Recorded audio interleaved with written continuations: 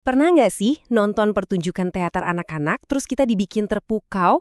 Bukan cuma karena kostumnya yang lucu ya, tapi karena ceritanya tuh benar-benar ngena. Nah, hari ini kita bakal coba intip apa yang terjadi di balik panggung. Kita akan bedah bareng-bareng Cetak Biru yang bikin sebuah drama itu nggak cuma menghibur, tapi juga ninggalin jejak yang mendalam di pikiran anak-anak. Jadi apa sih rahasianya? Apa yang bikin sebuah pementasan itu terasa begitu hidup, begitu ajaib di mata anak-anak? Jawabannya ternyata bukan sekedar untung-untungan. Di baliknya itu ada sebuah seni, sebuah kerajinan tangan yang dirancang dengan sangat hati-hati dan punya tujuan yang jelas banget. Oke, dalam beberapa menit ke depan, kita bakal coba susun Cetak Biru ini bareng-bareng. Kita mulai dari dasarnya dulu, yaitu memahami dunianya anak-anak. Terus, kita racik 5 bahan utamanya. Setelah itu, kita lihat cerita apa aja yang bisa kita bangun, dan akhirnya kita sadar kalau ini tuh lebih dari sekedar drama, ini soal fondasi masa depan. Setiap arsitek yang hebat pasti mulai dari fondasi kan? Jadi, sebelum kita membangun ceritanya, yuk kita definisikan dulu tanah tempat kita berpijak. Apa sih sebenarnya naskah drama anak-anak itu? Ini bukan sembarang cerita. Jadi, menurut para ahli, ini adalah teks yang emang dirancang secara spesifik. Mulai dari tema, bahasa, sampai strukturnya, semuanya disesuaikan banget sama perkembangan cara berpikir anak. Tujuannya ada dua, mendidik sekaligus menghibur, dengan cara yang benar-benar nyantol di hati dan pikiran mereka. Nah, sekarang kita masuk resep rahasianya. Anggap aja ini 5 bahan utama dalam Cetak Biru seorang arsitek cerita. 5 hal inilah yang bikin sebuah naskah drama anak-anak itu jadi kokoh dan berhasil. Coba deh kita pikirin dari sudut pandang anak-anak. Tema yang nyambung sama mereka? Pasti dong kayak persahabatan atau petualangan. Bahasa yang simpel? Wah itu wajib. Karakter yang bisa mereka pahami? Penting banget. Misalnya karakter yang lagi sama-sama belajar berbagi. Terus tinggal kita bungkus dengan alur yang jelas, plus kostum warna-warni dan musik yang asyik, dijamin perhatian mereka kekunci. Kutipan dari Miller ini benar-benar menggarisbawahi poin pentingnya. Konfliknya tuh nggak perlu ribet. Yang penting bisa dimengerti. Dan ini kuncinya, harus ada penyelesaian yang bikin lega. Ini ngasih anak-anak rasa aman dan pemahaman bahwa setiap masalah, sekecil apapun, pasti bisa diselesaikan. Ini pelajaran optimisme yang kuat banget.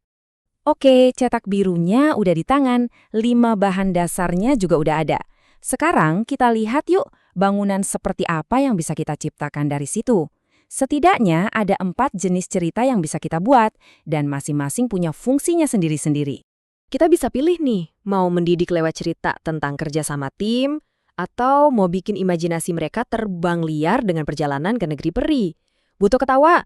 Komedi tentang kekacauan di sekolah udah pasti berhasil. Atau kita juga bisa ambil cerita klasik kayak Cinderella, dan kita kasih sentuhan baru buat penonton zaman sekarang. Masing-masing punya kekuatan supernya sendiri. Sekarang kita geser sedikit ya. Dari yang tadinya ngomongin cara buatnya, sekarang kita bahas kenapa ini penting banget. Soalnya efeknya itu bukan cuma buat satu malam pertunjukan aja. Drama punya dampak yang dalam dan jangka panjang buat perkembangan anak. Manfaat pertama, soal sosial dan emosional. Waktu anak-anak main peran jadi orang lain, mereka itu secara harfiah lagi mencoba sepatu orang lain. Ini latihan empati yang luar biasa. Mereka jadi nggak cuma kenal sama emosi, tapi juga bisa merasakan dan mengelolanya di lingkungan yang aman. Kedua, komunikasi. Panggung itu salah satu tempat latihan terbaik loh. Anak-anak nggak cuma belajar ngapalin dialog, tapi juga gimana cara ngomong dengan intonasi yang pas, dengerin lawan main, dan ngerespon. Ini namanya keterampilan komunikasi aktif, dan ini kepake banget di dunia nyata. Ketiga, ini udah pasti, kreativitas dan imajinasi. Drama itu ibarat undangan terbuka buat berimajinasi tanpa batas. Anak-anak didorong buat mikir, gimana ya kalau aku jadi raja? Atau gimana kalau aku bisa terbang? Ini melatih otak mereka buat nemuin solusi-solusi kreatif. Manfaat keempat, mungkin ini yang paling gak kelihatan dari luar, kemampuan kognitif.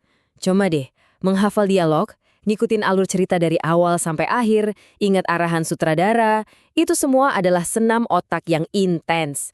Ini bisa mempertajam ingatan, kemampuan mecahin masalah, dan pemahaman mereka tentang struktur cerita. Dan yang kelima, ini mungkin yang paling bisa mengubah hidup mereka, kepercayaan diri. Momen ketika seorang anak berhasil ngucapin dialognya di depan penonton, sekecil apapun perannya, itu kemenangan yang besar banget. Mereka belajar kalau suara mereka itu berharga dan layak didengar. Dan itu membangun fondasi rasa percaya diri yang bakal mereka bawa seumur hidup. Oke, kita sampai di bagian akhir nih. Mari kita simpulkan lagi, kenapa sih semua cerita dan naskah ini begitu penting dan bisa ninggalin dampak yang abadi? Jadi intinya apa? Sederhana aja, drama anak-anak itu alat yang luar biasa ampuh. Ini adalah cetak biru untuk menciptakan pengalaman yang isinya main sambil belajar. Ceritanya bisa ngajarin, menghibur, menginspirasi, dan yang paling penting, menanamkan skill-skill penting yang bakal terus mereka pakai lama setelah tirai panggung ditutup. Pada akhirnya, ini semua jauh lebih besar dari sekedar pertunjukan. Naskah-naskah ini tuh ibarat benih.